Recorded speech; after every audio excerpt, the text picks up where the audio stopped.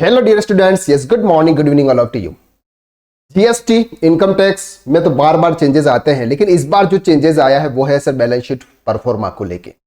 अब तक हम किसी भी प्रोप्राइटरशिप की, पार्टनरशिप की या फिर एलएलपी की बैलेंस शीट हम एज ए टी फॉर्मेट में हम बनाते थे, लेकिन इस बार से बैलेंस शीट परफॉर्मा यानी कि बैलेंस शीट बनाने का जो तरीका है वो बदल चुका है।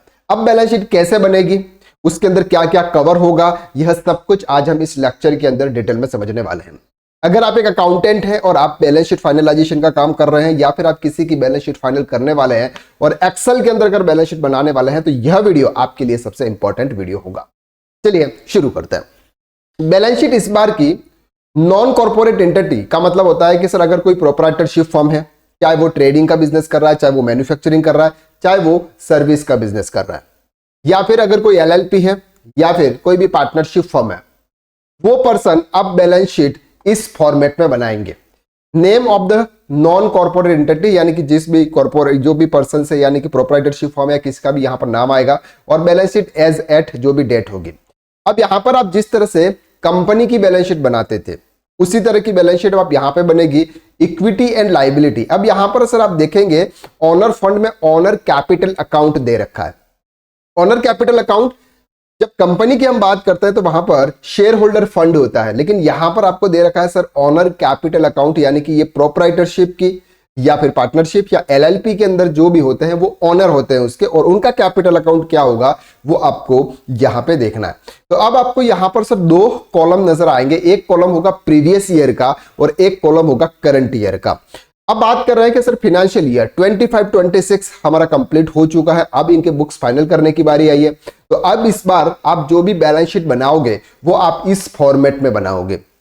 अब ये फॉर्मेट थोड़ा सा मुश्किल है क्योंकि ये फॉर्मेट है आपके कंपनी के रिलेटेड, यानी कि कंपनी के जैसा फॉर्मेट आपको इस बार यहां पर उन्होंने दे रखा है। तो इस तरह से यहां पर आपको अमाउंट लिखने हैं और यहां पर आपको इसके नोट आएंगे सब। जैसे ऑनर कैपिटल अकाउंट के अंदर किस तरह से उसका कैपिटल आएगा वो यहां पर आपको नोट में दिखेगा। जैसे आप नोट में जाएंगे, यहां पर आपको नेम ऑफ प्रोप्राइटर, अगर पार्टनरशिप फर्म के अंदर तो परसेंटेज क्या आएगा, ओपनिंग बैलेंस क्या है, capital, remuneration of the year, ये पूरी डिटेल्स अब आपको यहां पे एंटर करनी होगी। तो इस तरह से ये जैसे फॉर एग्जांपल आपका क्या बन रहा है सर, कैपिटल अकाउंट। इसके बाद आपके बैलेंस शीट के फॉर्मेट में आपको यहाँ पर रिजर्व सरप्लस आएगा, लॉन्ग टर्म बोरोइंग जो 1 साल से ज्यादा की है, जो आपने लोन ले रखा है, डेफर्ड टैक्स एसेट्स और डेफर्ड टैक्स लायबिलिटी, ये आपकी क्रिएट होती है जब आपकी income as per profit and loss account अलग होती है और income as per income tax act आपकी अलग होती है। तो वहां पर आपका डेफर्ड टैक्स एसेट्स या डेफर्ड टैक्स लायबिलिटीज क्रिएट होता है। अदर लॉन्ग टर्म लायबिलिटी अगर कोई है या फिर लॉन्ग टर्म प्रोविजंस है। करंट लायबिलिटीज में शॉर्ट टर्म बोरोइंग है जो 1 साल से कम के लोन चुकाने हैं आपको।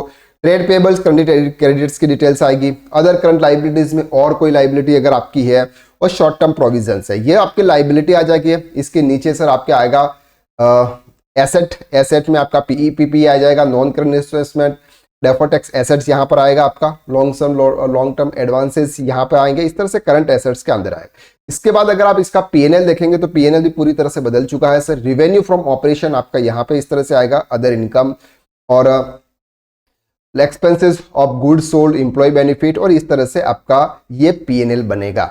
अब इनके नोट की बात करते हैं। यहां पर आपको जो भी दे रखा है वो सर वो नोट में दे रखा है, जैसे ये आपका 21 नोट, 22 नोट, तो इस तरह से अब यहाँ पे नोट बनने वाले हैं। तो नोट कैसे बनेंगे सर, रिजर्व सरप्लस है, सिक्योर्ड है, यहाँ पर बोरिंग है, अनसिक्योर्ड लोन है आपको यहाँ पर इस तरह से 7 to 10, 8 to 11, ये इस तरह से आपके यहाँ पे ये डेप्रिसिएशन का है। इसके बाद नोट 12 to 18 आपको अलग अलग नॉन करंट इन्वेस्टमेंट एसेट्स, आपके ट्रेड रिसीवेबल जो 6 महीने के पूरा ज़्यादा है उनको अलग से लिखना है। और ये आपके सर पीएनएल के हैं, sale of product, sale of service, ये सब चीज़ें आपको इस तरह से नोट्स वाइज बनानी है। यानी कि बैलेंस शीट आप थोड़ी सी और डिटेल में आपको बनानी होगी और प्रॉपर जो भी लेजर्स है उनका जो आपका अमाउंट है वो उनके अप्रोप्रिएट लेजर्स के अंदर या इनकी जो भी लिस्ट है उस लिस्ट में आपको इंटर करना होगा। तो थोड़ा सा कॉम्प्लिकेटेड होने वाला है।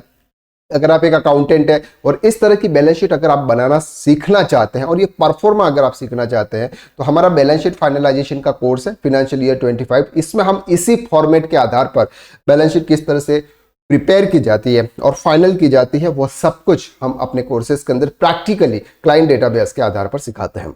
अगर आप इस कोर्स को ज्वाइन करना चाहते हैं तो आपको डिस्क्रिप्शन में एक लिंक दे रखिए, वहां पर जाकर आप एक बार जरूर कंटेंट चेक करें। फाइनेंशियल ईयर 25-26 का कोर्स अभी, यानी कि ये जो डेटा है ये बहुत ही जल्दी अपडेट हो जाएगा। अभी आपको 24-25 के आधार पर आपको ये मिलेगा। अगर आप प्रॉपर तरीके से अकाउंटिंग एंड टैक्सेशन फील्ड के अंदर आप जाना चाहते हैं तो आप टैक्स कंसल्टेंट कोर्स ज्वाइन कर सकते हैं, जिसकी लिंक भी आपको डिस्क्रिप्शन में दे रखी है। तो आज के लिए बस इतना, नेक्स्ट वीडियो में फिर मुलाकात करते हैं, तब तक के लिए थैंक यू।